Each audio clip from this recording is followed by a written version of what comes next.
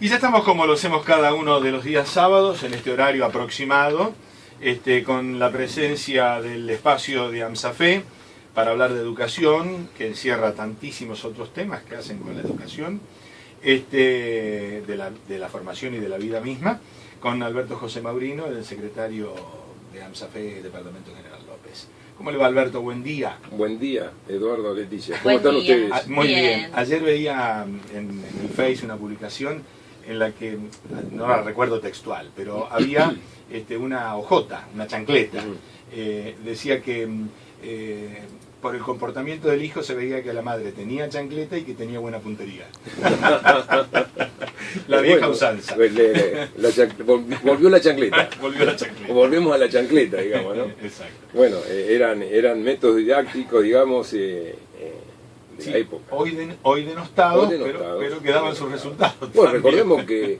el puntero en el colegio. El puntero, pero vamos a países importantes, sí. Por ejemplo Inglaterra, tenían permitido y estaba regulado por ley un chilo en la cola cuando los chicos se portaban mal, y decían cómo había que ponerlo sobre la falda y cómo había que pegar el chilo. Para no dañarlo. Con indicaciones. Con indicaciones precisas y no hasta hace mucho tiempo existió. O sea que los tiempos cambian. Hay que ver si cambian para mejor o para peor, ¿no? Ese es un análisis que venimos haciendo desde hace rato. Las conclusiones no son tan positivas. No son tan positivas. Pero bueno. Hoy vamos a seguir hablando sobre el tema de los... ¿Responsabilidad? Responsabilidad, y dentro de la responsabilidad civil, que tiene que ver con esta cuestión de responder y responder con el patrimonio de cada uno de nosotros. Cuando hablamos de patrimonio hablamos de dinero, para ser más claro, ¿no? Para ser exacto. Y para que un hecho de cualquier ciudadano, de cualquier persona, deba responder con dinero, tiene que darse ciertos elementos, constituir ciertos elementos para que esa conducta sea una conducta de poder responder, ¿no? Y desde ese punto de vista tenemos, por ejemplo, la acción y la omisión, el primer elemento que hay que analizar, acción y omisión. Y fíjate vos qué interesante, porque todas estas conductas que nosotros a diario llevamos adelante en nuestro hacer, están teñidas de todos estos cuatro principios, cuatro elementos que hacen que después nosotros tengamos o no que responder. Y esta acción o omisión tiene que ver con esta cuestión del hacer o no hacer según la responsabilidad y según el grado de capacidad, que lo hemos analizado en otros artículos, en el cual nosotros, de alguna manera, a través de un título o a través de una profesión, debemos tener en cuenta. Entonces, este accionar, que es positivo o negativo, por acción y omisión, tiene que ver prácticamente con esta cuestión del obrar humano, ¿no? Entonces, ante un hecho, vos podés tener estas dos opciones, ¿sí? O podés hacer o no podés hacer.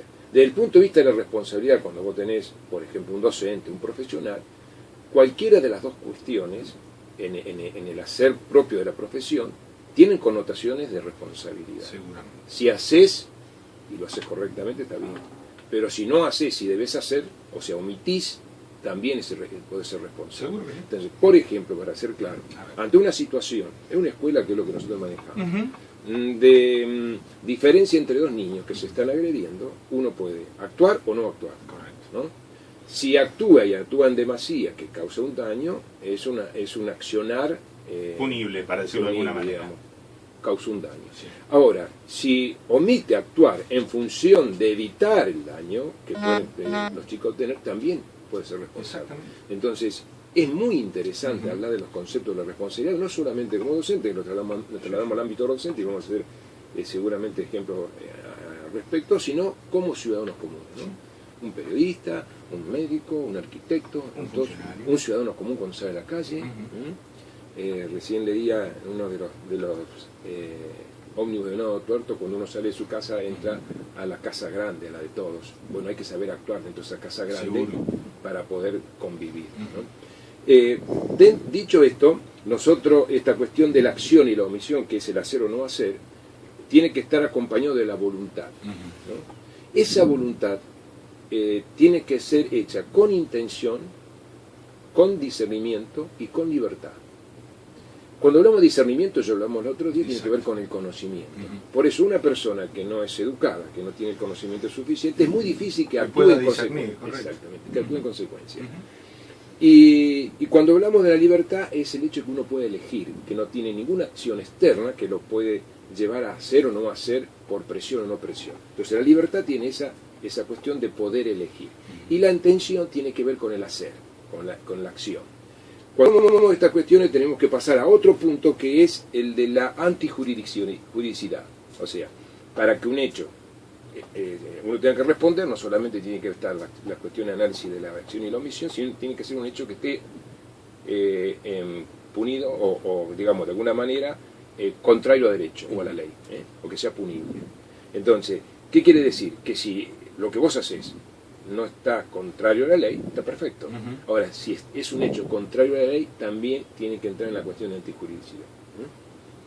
Dentro de esta cuestión de la antijuridicidad, que es el análisis de lo que está prohibido por la ley, tenemos que pasar a otra cuestión que es la imputabilidad.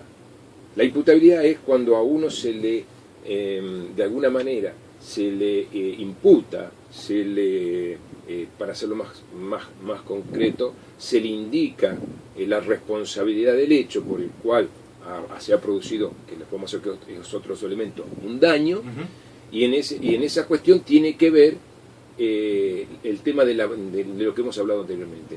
Si es por acción, si es por omisión, si es una conducta antijurídica, si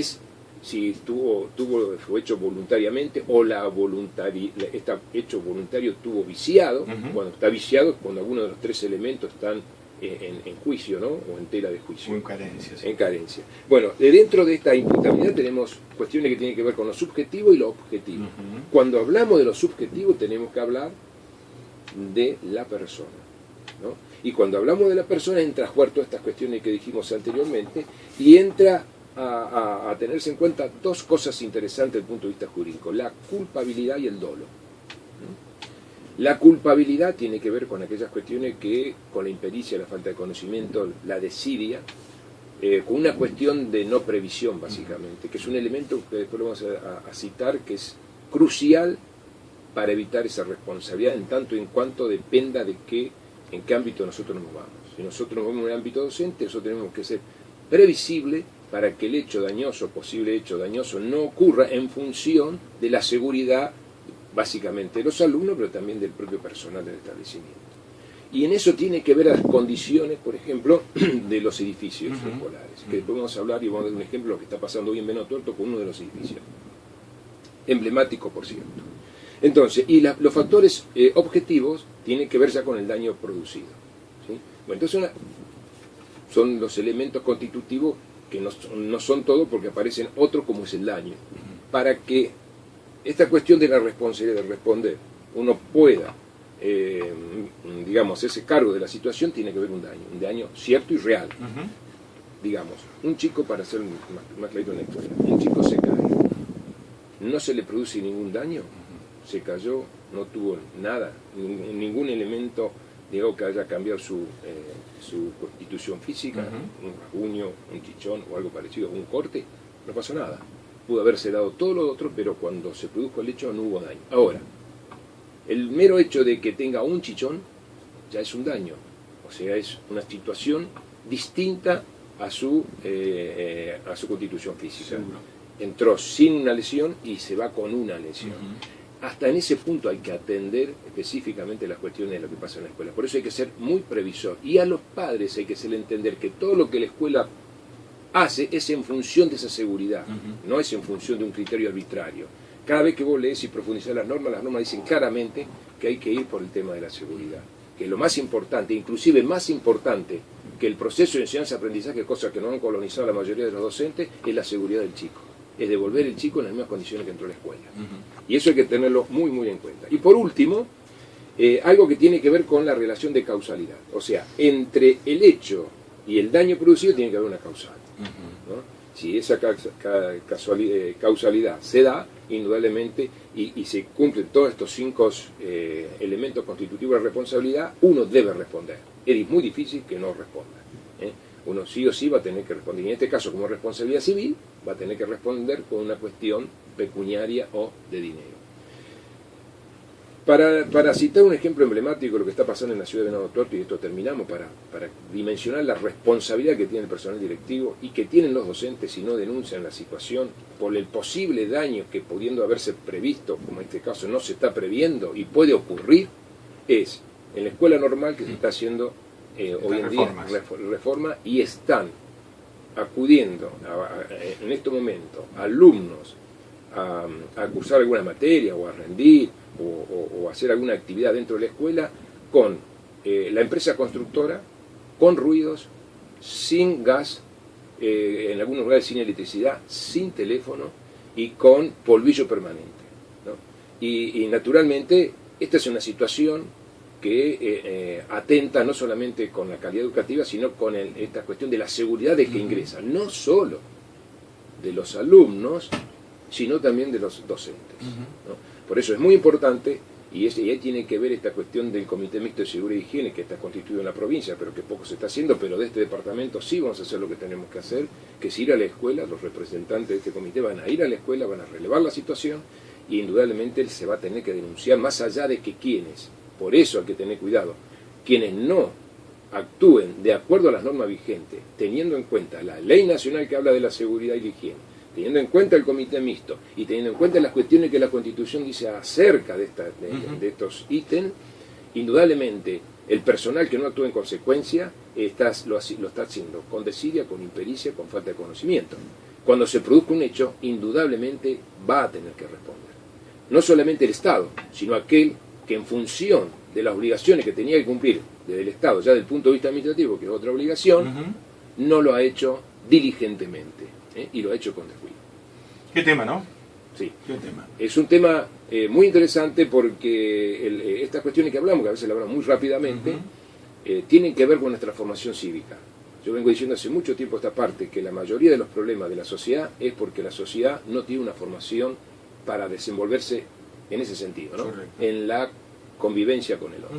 En volver a no a los valores arbitrarios, no estamos hablando de lo que hablamos hoy de decirlo, no. Estamos hablando de internalizar a aquellos quienes tenemos nuestra responsabilidad dentro de la escuela, que son los futuros ciudadanos, que internalicen conductas de sociabilización. La educación tiene como base eso también, ¿no? No solamente el conocimiento para poder discernir, sino también conductas de sociabilización. Y esto es lo que se está perdiendo en las escuelas. Entonces se está perdiendo en la sociedad en general, pero hay un laissez-faire. Cuando hablamos de responsabilidad, digo que el primer responsable de incumplimiento de las normas en una república es el Estado. Y el Estado hoy en educación, tanto sea nacional como provincial, nada hace en función del cumplimiento de las normas. Es más, creo que da consejos hasta para quebrarlas permanentemente. Y entonces ese es un muy mal ejemplo para la futura generación.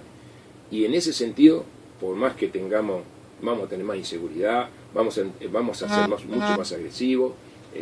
Yo ayer en Venado Tuerto un ejemplo común, una persona en un auto importante, estacionado en lugar indebido, pasan los inspectores municipales, obviamente no se detuvieron porque tenía que haberse detenido, haberle hecho el acta de infracción.